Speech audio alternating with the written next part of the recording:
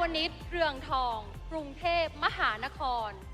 แม้ว่าคุณจะเคยก้าวไปสู่จุดสูงสุดของชีวิตก็ตามแต่อย่ากลัวที่จะกลับมาที่จุดเริ่มต้นเพื่อเป็นคุณในเวอร์ชันที่ดีกว่าเดิม